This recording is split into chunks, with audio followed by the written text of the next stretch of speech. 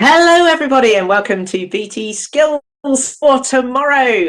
My name is Nicola Millard, and today we are going to be exploring the journey to a hybrid workplace. And I am very happy that I am also joined on this journey with Mark Needham from Cisco as well. And we're going to basically have a look at what's coming up in the future of work. But before I start, I am a curious person. I would like to know what industry you work in, because it's always nice to know who people are. So there should be a poll that has come up. If you'd like to just give me an idea who you are, that would be fantastic. Okay. So always at this point, where you want the countdown music, I guess, coming along as you just do the poll bit. So I'm getting some answers. Where communication and information technology seems to be dominating the poll at the moment. We don't appear to have very many other people from other industries, but it's always fabulous. Thank you very much for coming along. So yes, all right. So the hype word of the moment, hybrid. What on earth is hybrid working? Because I've been studying the future of work for probably, well, about the past 10 years now, maybe even longer than that, because I was part of BT's work style team prior to that. And I know both BT and Cisco have been pioneers around things like remote working in the past. So you're in good hands today. But I think what we need to do at the moment is to learn from the pandemic, because the pandemic, I keep saying, the future of work sort of arrived. A lot of the stuff that I was talking about prior to the pandemic almost arrived overnight. And I always call this past, well, just over a year now, a massive global remote working experiment. And being a psychologist and a scientist, experiments fascinate me. So what data do we have we got from this massive experiment? What can we learn from? What worked? What didn't work? What almost worked? And critically for this webinar, what's likely to come out of the back of it? And of course, everyone is now talking about this notion of hybrid working. But I think before we start, I think I'd like to try and define what on earth hybrid working is, because I think most people are using the words hybrid working and meaning flexible working. And I don't think it is flexible working, because flexible working, frankly, has been around for a very long time. I think hybrid working is something a little bit different. Now, I use an example of my favorite hybrid. Now, my favorite hybrid is a Zedonk. Now, a Zedonk is half zebra and half donkey. Now, I can tell you that a Zedonk does not spend 3 days a week as a zebra and 2 days a week as a donkey. It's a completely different breed. So we need to actually look at inventing a very different breed of working. And this implies actually reinventing all sorts of things about our normal workplace, normal being not normal anymore, of course. So we need to start to rethink how we work, where we work, and when we work. But I think my other definition of hybrid is actually what you're trying to do is almost dislocate work from both time and place. So it shouldn't actually matter where you work and when you work in a hybrid workplace. And the idea then is, how do you give a great employee experience wherever that employee is? And I think the pressure then is on digital, because frankly, the default is probably going to be the digital workplace. Because to be honest, if you're in a physical workplace and some of your colleagues are on digital, the default platform is digital. So I think a lot of the stuff we were talking prior to the pandemic about the digital workplace is really, really important here. And to be honest, the technology underpins all of this stuff. We almost have the perfect time for a pandemic, don't we? We have a convergence of collaboration tools like this. We have got a convergence of connectivity, and also things like cloud technologies have all come together to be very rapidly deployed to actually underpin these changes in the ways that we work. But actually, the bigger challenge, I think, for the future is the culture bit, because to be honest, those technologies have been around and in very good shape for quite a number of years, but our culture needs to change to do it. The big question is whether the pandemic has given culture that electric shock, or are we simply going to rebound like an elastic band into the old ways of working? And to be honest, some of those old ways of working weren't working. So, today what we're going to do is to explore what a hybrid workplace might look like, what we need to think about as we go into the future of work, and also, because this is all about skills, what kind of skills we're going to need as employees to do this. And as I said, on this journey, to help me, I have the lovely Mark Needham from Cisco, who is going to give you a little bit of a view of his thinking around the hybrid workplace. So I'm going to hand over to you, Mark. Thank you very much, Nicola. Wonderful opening. I need to keep that energy as I go through my slides, and luckily I have just finished my coffee, so I think we'll be okay. So my name's Mark Needham. I'm the EMEA Hybrid Workplace Lead at Cisco. I've got kind of 15 to 20 minutes to talk to you a bit about the journey to the hybrid workforce. I really love Nicola's definition of what is hybrid working, and we'll talk a bit about that as well, but it really shows how in line BT and Cisco are with this transition which is facing the industry at the moment. So, for the first time ever, 98% of companies are going to have a true hybrid workforce. And this is going to come with some challenges in that workplaces are not designed for this type of workforce. And those organizations that transform themselves to really support hybrid work will be in an advantageous position via their competitors in whatever sector they live within. So it's a huge transition like we've never seen before.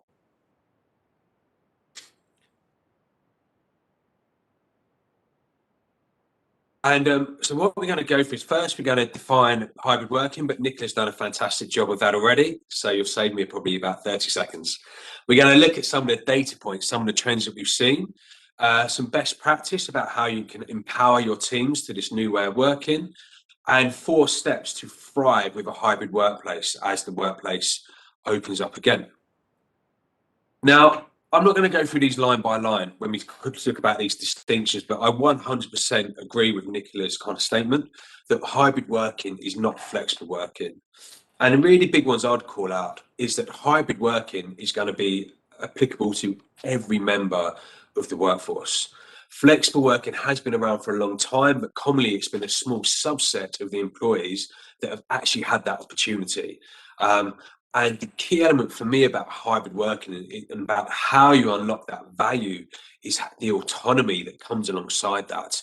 The last 12 months have been challenging for many, but also when you look at the data, many people really enjoyed the autonomy they've had to balance home life, their professional life, their well-being, and really moving their mindset away from a 9 to 5 and just focusing on getting the work done and realizing the best outcomes for their employer and for themselves personally.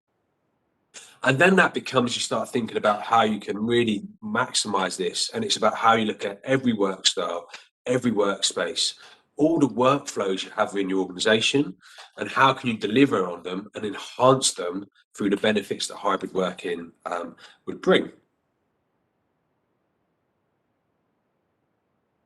So as we go on to the next slide here, well, if you go back to this time last year, nobody actually thought we were going to be at home pretty much for 12 months. Work from home was never expected to be permanent, and in many cases, the technology which customers put in situ to help them, that was never a consideration. We grab a consumer tool, we grab something that maybe we used 5 years ago, we're only going to need it for a couple of weeks, so it doesn't really matter. And obviously, that's not been the case at all. But we do know now, as the vaccination programs are ramping up, the return to office is going to happen soon. It'll be at different times in different parts of the country, different parts of Europe, different parts of the world. We ourselves have a 4-phase return to office. Phase 0, 1, 2, 3, 1, 2, 3. Phase 0 at the moment, are places like India and the US.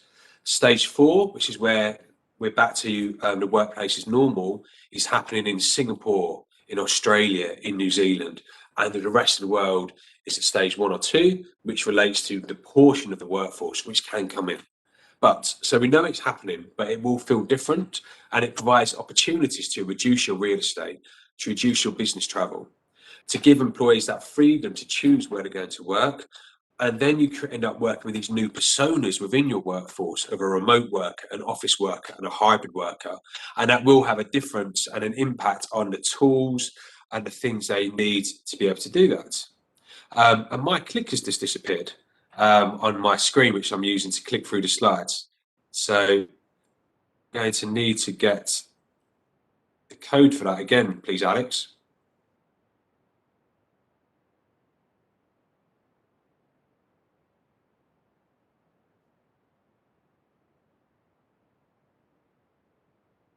Alex or Rachel, can you post the code for the clicker, please, in the chat?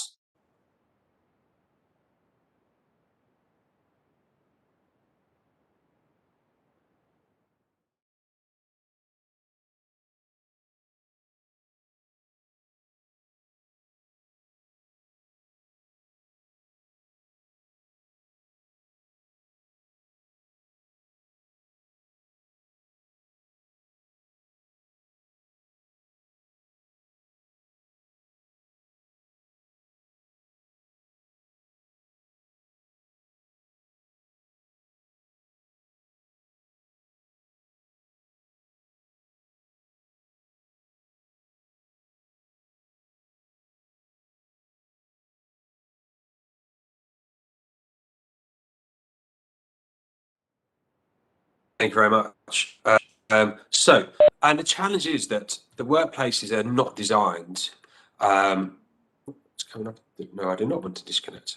And workplaces are not designed for a hybrid workforce. So what do we mean by that? It sounds like quite an arbitrary comment. Well, what we mean by that are a couple of key elements. If you look at some of the recent research from Gartner, they've highlighted that 96% of all meetings moving forwards will have remote participants. However, the challenge being that 80% of meeting spaces do not have video. So that remote participant will be at a huge disadvantage when it comes to collaborating and interacting with people that may be in the office or any other location. We've highlighted already the need for that kind of limited investment when it came to the technology people using at home. People stuck on laptops, the presence of hunched over laptop syndrome, where you spend your life like this, has been through the roof. So clearly that has an impact on the worker's ability to be engaged. And then the third element is that when people do go back into the office, the concept of owning your own desk is going to disappear. So therefore, it's about flexible hot desking for the hybrid workforce that are in the office, out of the office, and everywhere in between. So that's going to have an impact on the tools and the processes you put in place as well. So what do we do about this? So really, it's about blending people, policies, space, and technology design. So we've been very mature in this for quite some time. So these stats are pre-COVID within Cisco.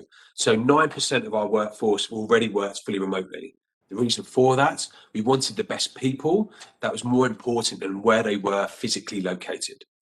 80% of the workforce already worked from home at least one day a week. 61% did not need to be in the office every day anyway, and half the workforce had managers or which were in different cities to where they were based. So when COVID landed, we could quite quickly move the entire workforce to working in this new way. But it also means over the last 10 years or so, we've managed to trial and error and learn a lot about what's effective. So the first thing is about putting the people first. This is the biggest call out, and Nicola mentioned culture. So as we talk about this, there's really four things. The first one is the importance of employee consultation. Or because somebody could be a senior person in the organization thinks everyone should be in the office 5 days a week. That doesn't mean that's correct. And if you force people to do things they do not want to do, they will leave, they will go and find an employer which will support them. So that consultation is hugely important. There's the converse of that as well. The execs may think people want to stay at home 5 days a week, but they may actually want to spend more time in the office. So it's about understanding the norms, the culture within your organization, where people want to be, and constructing a proactive hybrid work policy around that. Then we're looking at the need to focus on those outcomes, not hours. That's critical when you're looking at about autonomy, and it's all about being authentic as well. So it's not good enough just to say to workers that yes, we have a hybrid work practices, but then your behaviours do not support that, and that will have challenges in employee engagement as well. And often people think culture is about interactions and is about people physically being in the office, but actually it's about interactions and empathy. And you can do that over distance. You don't have to physically be in the same room. So as you move on to the next slide, there's some questions I'd like you to ask organisationally. There we go, slide 14. So, and really when you think about hybrid working, you need to look at the nature of your organisation and physically what people do as part of their jobs. And then you also, as I said, need to take into account team and individual preferences.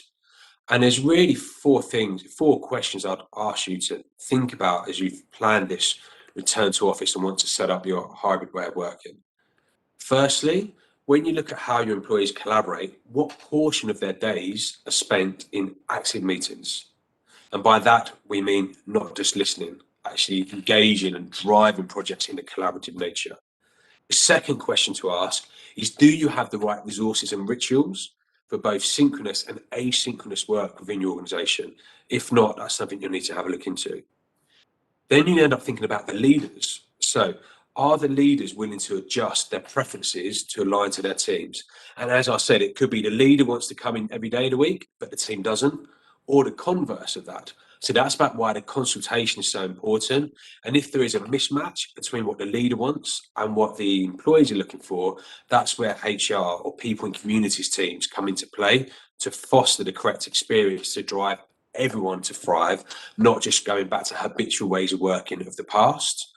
And finally, do you trust your employees to effectively balance their well-being and their work performance?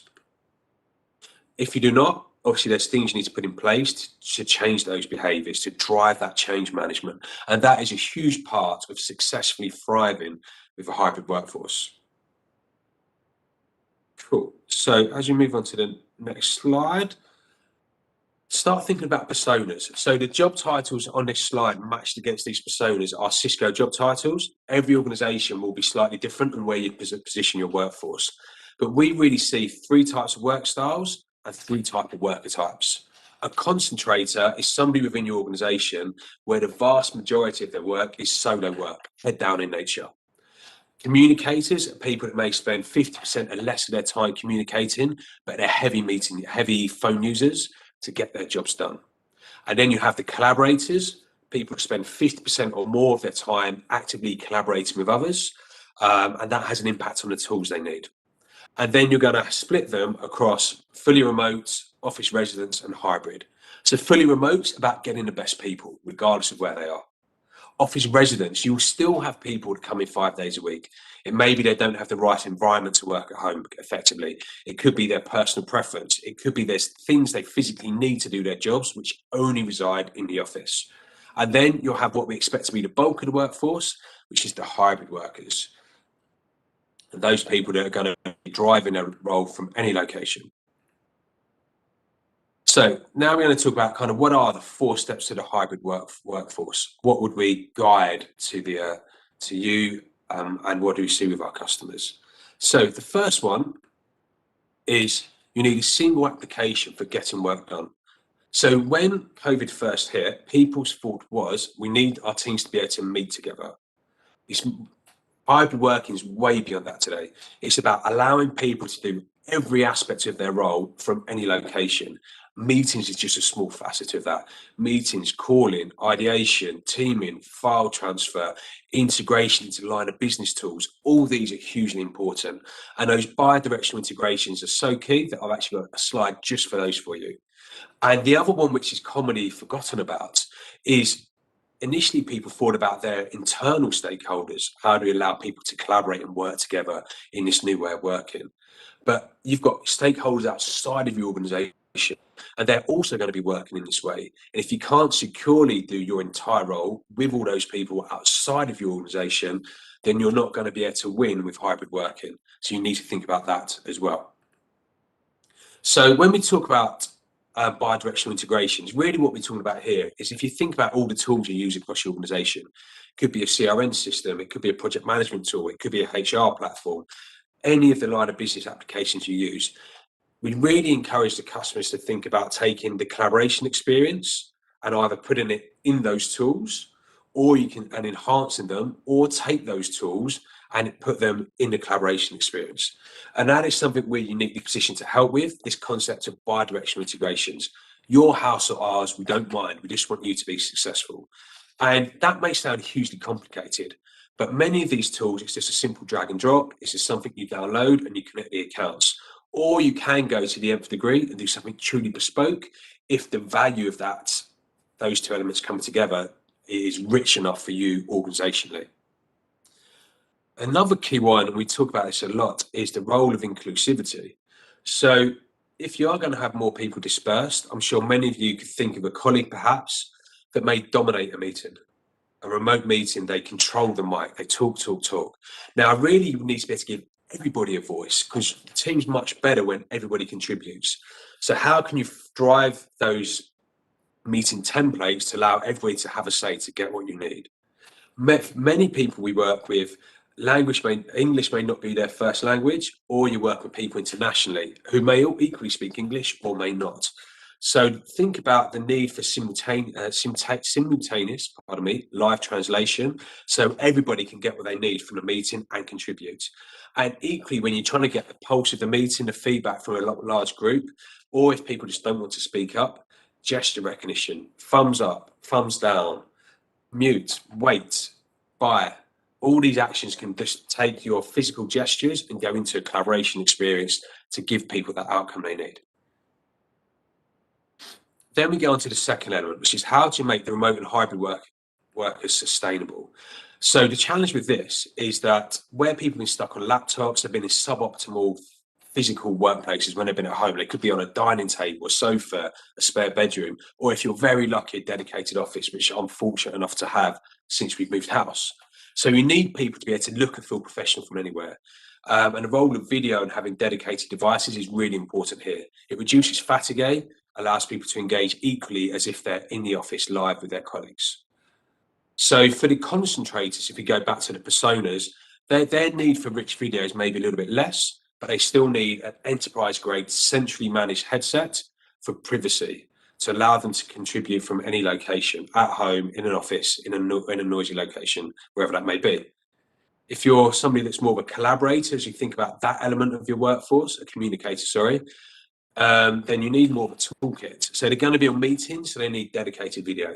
They're going to be in either an open plan office or they're going to be in a workplace at home. Then they still need that centrally managed headset, and they need that central hub. In our case, that's something we call the desk hub, which is the phone which links everything together for that ergonomic experience. And then at the highest level of collaborators, you have people that need their own dedicated devices. This is actually what you see here is actually one I have from Cisco. And the various sizes and grades of this solution. So this is dedicated business class video for people to spend the vast bulk of the time in meetings day in, day out, so they can be effective, so you can thrive with whatever is thrown at you. The third element is about thinking about actually now when you go back into the office, what are the adaptations that are needed? And the guidance here is it's not a rip and replace.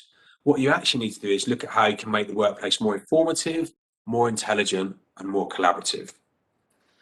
Because we know that people want to go back to the office, but we also know that people haven't missed an office.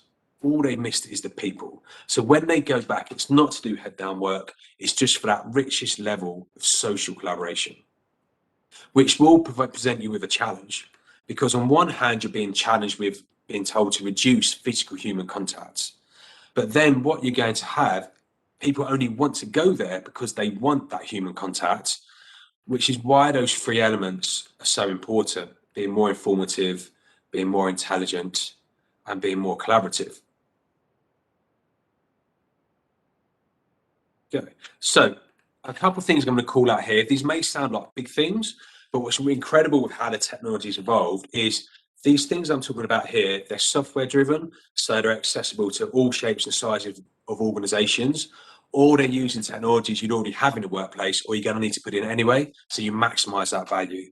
So the first element is pervasive digital signage across every screen you have to communicate what people need to do to stay safe and your priorities at that point in time. You need to think about how many people are in the office in real time, and you can take from the internet access points presence of the number of people in that space, and you create thresholds. This room can have 2 people in, this floor could be 10, whatever it may be. Then you communicate that via the signage or directly to the app, so your employees know they're in a safe place. They know you as an employer have done the right things. And then you need to think about the rules you create around meeting spaces. What's bookable, what isn't? What rules do you create for hot desks? Can you book them? Can you not? And if so, how far out? Start thinking about that, because you're going to get to a stage where you're probably going to reduce your physical office place, and you're going to be trying to forecast with no data how often people are going to come in, or what days are going to come in, and who from the team, and which job titles are going to come in more than others, and how that all comes together. So you need that data points, the analytics along that. Then we talk about making the workplace more intelligent. So this is about up-leveling that experience. So one of my favorite quotes from a customer of late is they feel that the workplace is going to have to work that much harder to motivate employees to return, to leave their home offices where they've been effective. So that's the role of sensors. So for a long time, we've had facial recognition and people counting. Obviously, when you're in a room, that's how you work out how many people are in the space. We've had that for years. But also, it's about how healthy is your building. So people have been buying third-party sensors for humidity, air quality, lighting, sound, temperature. Or you could look at solutions where that's all built into the collaboration tools you're going to use anyway, so you don't need to spend that other money, which makes that accessible to all types of organizations. If you have a bit of a larger office, depending on the size of organization you have, the role of wayfind is quite important. If you need to get from location A to location B, where you're minimizing unwanted interactions, because with unwanted interactions come risk, and that can actually be part of a seamless workflow. If you're in a meeting room, there's too many people in there, a QR code pops up on the screen, you scan it, it takes you to an available meeting room for your overflow to keep everybody safe. The other one I'll call out on here explicitly is the role of touchless interfaces. Again, on our side, this is something we've done for a very long time, where you can control the entire meeting room experience just using your own devices, your laptops, your tablets, your phones.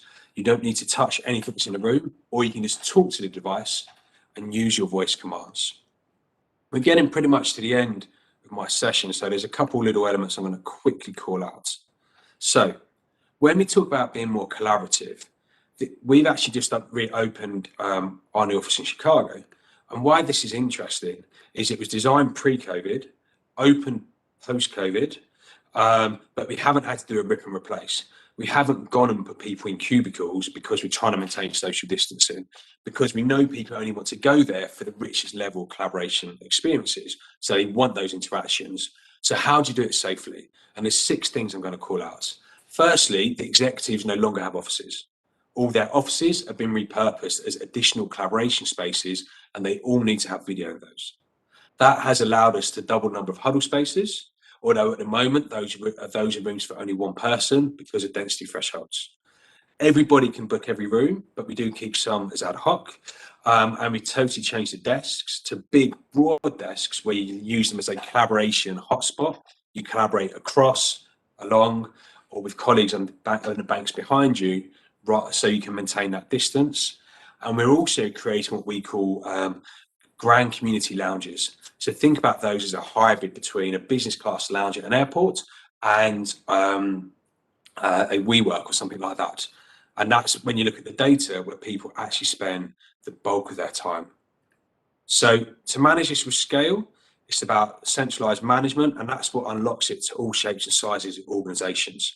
Everything's driven out the cloud. There's one location where the software is managed, where the hardware is managed, where your rules and policies and your data is taken about how you drive the hybrid workplace. And my final thought, and kind of my conclusion about where we'd suggest you think about focusing moving forwards, is around 3 areas.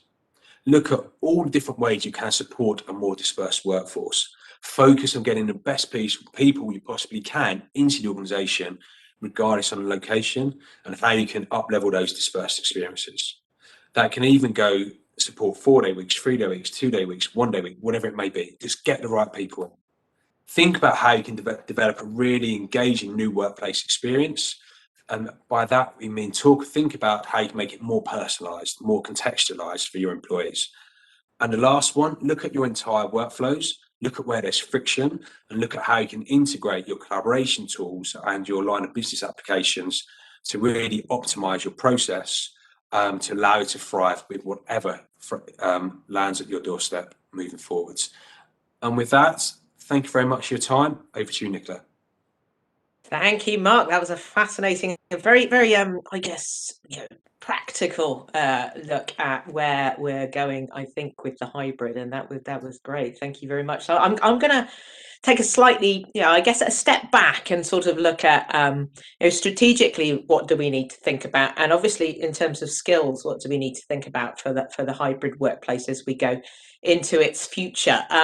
And to be honest, I always frame this using the letter D because I'm a Sesame Street fan, frankly, and I've always wanted to say this session comes at you by the letter D, and there are quite a number of Ds, and I don't have time to talk about all of them today. But these were trends we were looking at before the pandemic. As Mark said, actually, a lot of the thinking that we had before the pandemic hasn't changed a huge amount. The office was already changing before the pandemic. The ways that people were working was changing. It's just the pandemic has kind of, people have quoted maybe 5 to 7 years worth of digital acceleration just caused by a small microbial bug. So yeah, we thought it was going to be AI and automation that was going to change the future of work, but it wasn't. It was definitely something much nastier. So I'm going to talk about a few Ds just to frame this strategically. And the first one I want to talk about is digital itself. So before the pandemic, we were all talking about digital workplaces, weren't we? So everyone had digital workplace initiatives and digital offices. And I guess my frustration on that one was when you asked people what they meant by that, they usually pointed at the technology and said, it's the collaboration tools. It is the collaboration tools, but it's much wider than that. If only we could just throw technology at a problem and everything would transform. As I mentioned right up front, we've got to think about a lot in terms of reshaping the ways that we work. And Mark mentioned things like the 9 to 5 and Monday to Friday and all of that stuff. That's all up for grabs, I think. But we wanted to ask business leaders what they wanted to get out of the digital workplace. So we did. We did a poll actually in October last year. We asked them, what do you want to do? What do you want to get out of this? And there were 3 things that came out, really, really big. One was productivity. So if we're going to reinvent the ways that we work, let's make them more productive rather than less productive. The second one was around customer and employee experience. So how do we get that right? And the third one was exactly what Mark just talked about. How do we get remote working right? So I'm going to dwell a little bit on the productivity one because I think that's the juicy one that's really not easy to solve. And obviously I come from an innovation area, so and doing research and innovation in this is really interesting because what is productivity, particularly in a hybrid workplace? But we've been struggling with this for a while because a lot of us are knowledge workers, and actually it's been knowledge work that's been the main beneficiary of hybrid and flexible working. So how do we measure a knowledge worker? Because frankly, a lot of the productivity measures that we use are based in the industrial era. It's things like clocking on, clocking off time and presence. I can see you, therefore you must be working. The precise 2 things that hybrid makes completely irrelevant. So let's untether from time, let's untether from place. How do we measure it? So we need to be very creative, I think, in terms of how we start to measure productivity. Now, how we do that? That's a debate we're having with a lot of our lovely innovation ecosystem partners like MIT and Cambridge to say what are the new measures for productivity? So could it be well-being? Could it be return on ideas? Because if I'm a knowledge worker, it will be interesting to find out where my ideas go and what happens. The problem is, of course, it's far easier to measure inputs than outputs. So I can see how many meetings I've had and I can see who I've had those meetings with. But what actually happened after those meetings is far, far more difficult to track.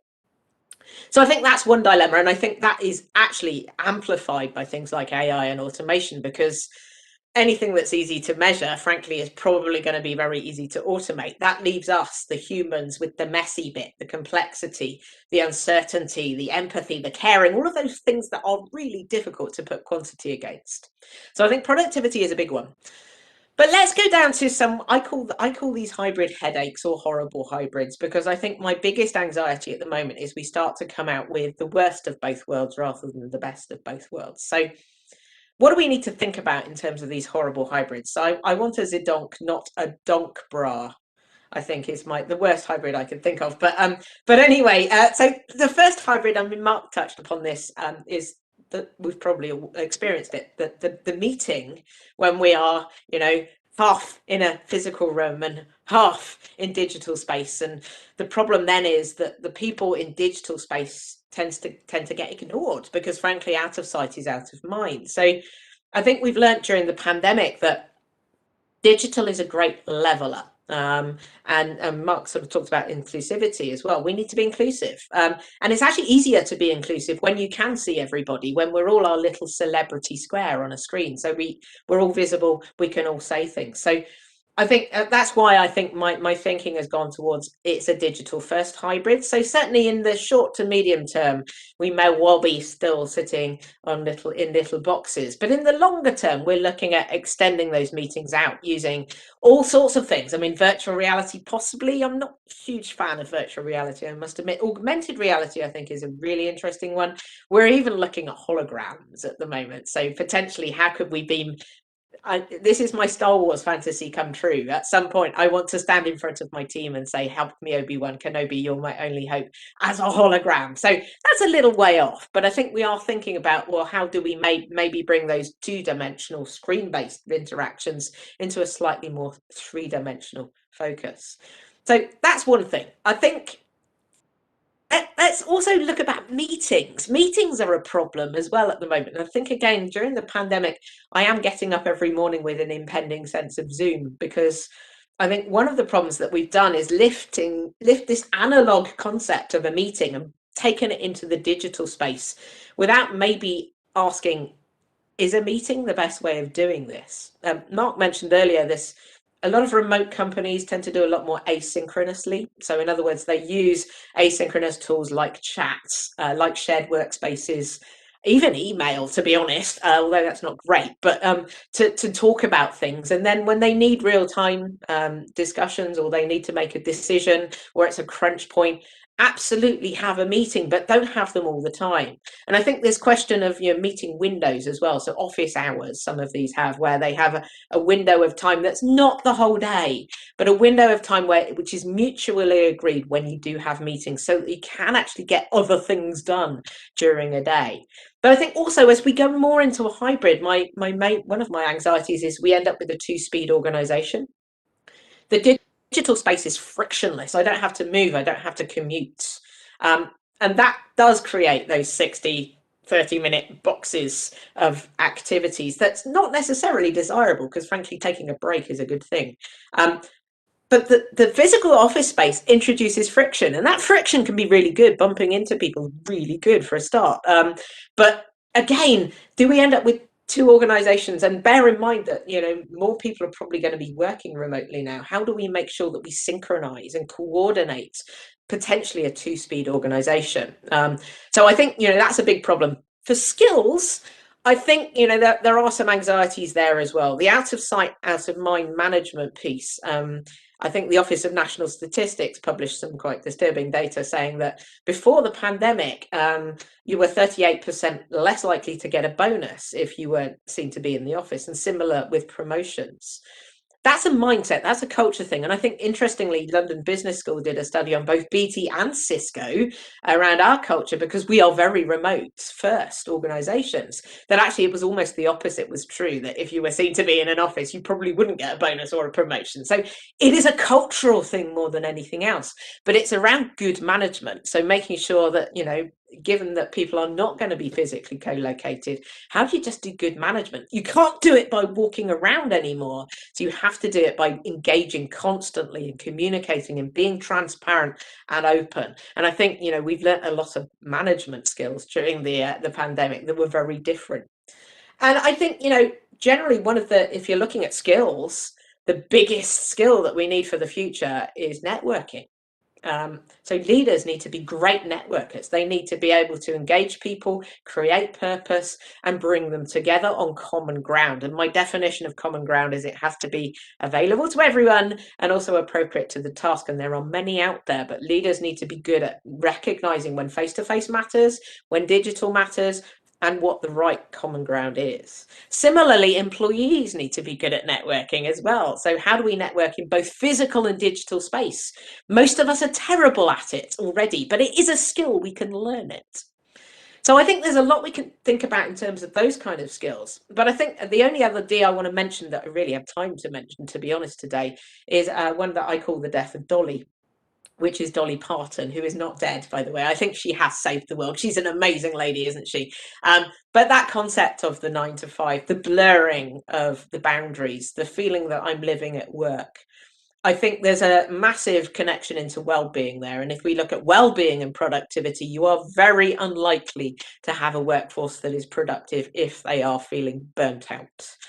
So I think again and again, this was happening prior to the pandemic for slightly different reasons. It was all about the devices that kept us always on and always on us. Now it's about the blurring of the boundaries. So I think we need to get better at learning when to switch off as well as keep on. And we have done a lot of work with both Lancaster University and Cambridge University, actually pragmatically publishing something a while back called the Balanced Communication Diet for Business, which was like any good diet, a 5-step plan to recognize if you are feeling stressed and unable to turn off from work.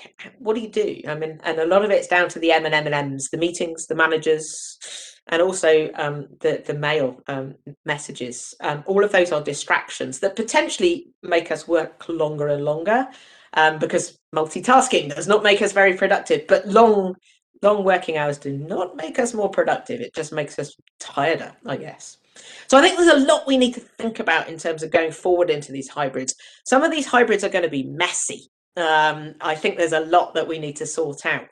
But I think, remote working is not going to disappear, I suspect. I think we will be doing home working and remote. I always said the future of work is not home working. The future of work is not office working. It is absolutely a blend of the two.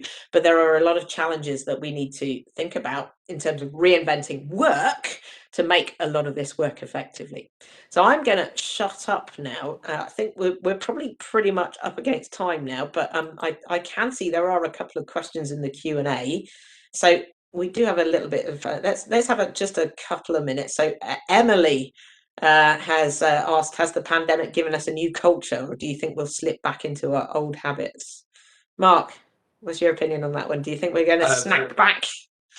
No, not at all. I think it will vary by organisation, and I think we know obviously people, as you discussed, they want to continue working in this hybrid fashion in the office, at home, anywhere in between.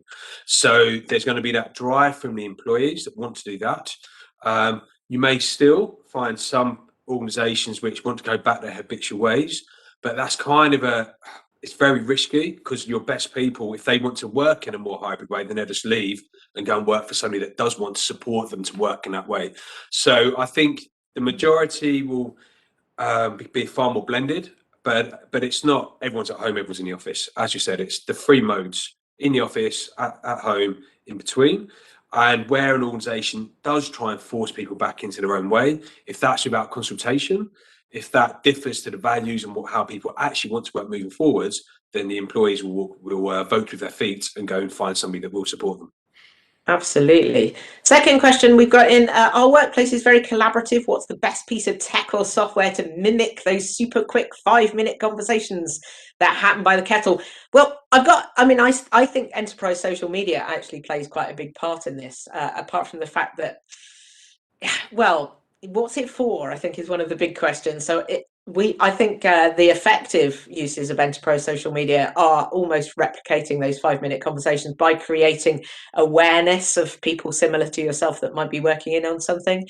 There are some active tools. There are some terrifying ones out there. I found one called Donuts, which is a bit like Tinder for the workplace, which tries to match you with people that have got very similar skills and suggests you go for a virtual coffee with them. Now, I am a natural introvert, and that terrifies me, but I have to say some of my extrovert friends are equally terrified. I just want to end with the other question we've got in, and over to you again, Mark. I went back into the office last week, and about 6 of us were there, and I couldn't hear myself think, let alone hear what was going on my calls. How do we suggest we reintegrate lots of people being on calls in the office at the same time? Mark, have you got any ideas around that one? There's probably two answers, really. So one of which is kind of one of my first slides for that concentrated persona. So if you're in an open plan office, you're in calls so long, you need a centrally managed, sound deafening headset. And that's kind of a bit techy, but an obvious place to start. The other side of it is if you've got a day where you're just going to be on calls all day long, then there's no point in going to the office because you're clearly not meeting with people in that office. So just have that day working at home. And the days you choose to go to the office are the days when you actually want to directly interact in real time with the other people in that location for the bulk of the time. So I think that would be the main one. But I get the sentiment in that you're so used to having the silence or your very own choice of loud music, depending on how you like to work. Everyone has their own style.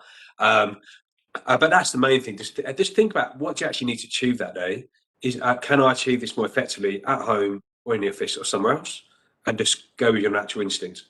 Completely agree. Completely agree. Thank you very much for your questions. We are pretty much out of time. As always, we love to get your feedback. If you enjoyed this, if you felt things were valuable, please do leave some feedback. I believe there is a form on the screen right now. Please also reach out to us on social media. The hashtag is BT Skills for Tomorrow. So please do interact in that way if you want as well. There are events coming thick and fast. I believe there is a Skills for Tomorrow event tomorrow, ironically, as well, which you can sign up for. And you can visit bt.com/skills for tomorrow/work life to find out more. Meanwhile, thank you very much for coming along. Thank you, Mark, as well, for your wisdom and advice on hybrid working. And have a great day, everybody. Bye bye. Thank you all. Have a good day.